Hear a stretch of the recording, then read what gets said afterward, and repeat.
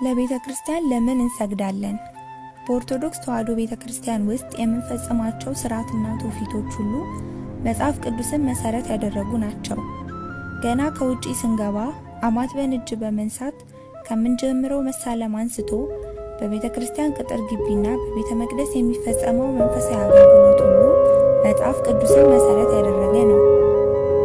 ቤተ ክርስቲያንን በር ስንሳለምና ተንበርክከን ስንሰግድ ለቤቱ ባለቤት ለእግዚአብሔር ያለንን ፍቅርና አክብሮት እየገለጽን ነው።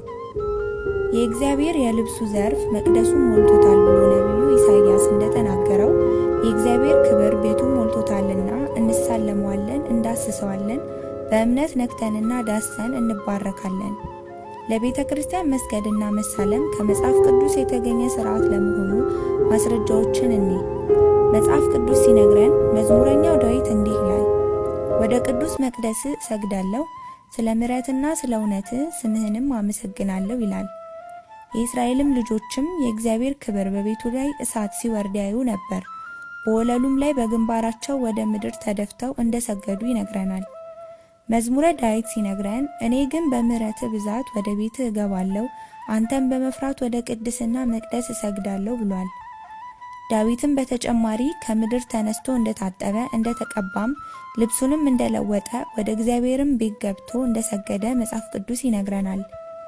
እኛም ከዳዊት እንደተማርነው ለእግዚአብሔር ያደረገውን ሁሉ እንደ ፈቃዱ ሆነ ብለን በተቀበልን ጊዜ ተነስተን ለእግዚአብሔር የሚገባ ልብስ ለብሰን ወደ ቤተ እግዚአብሔር በመሄድ ልንሳለምና ልንሰግድ ይገባል።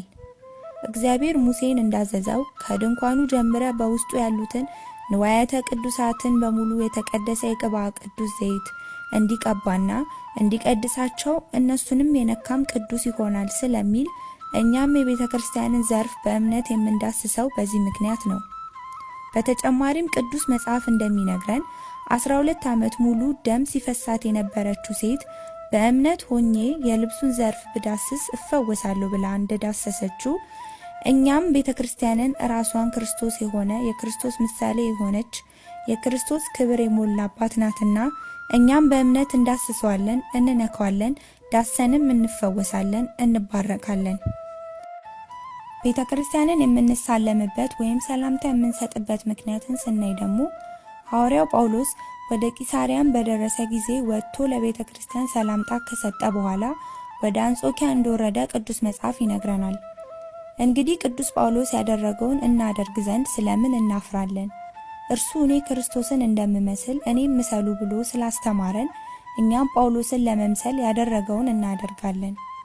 የእግዚአብሔርን ቃል አክብረን አምላካችንን ቤተ ክርስቲያንን እና ራሳችንን እናስከብር። ወስብሐት ለእግዚአብሔር።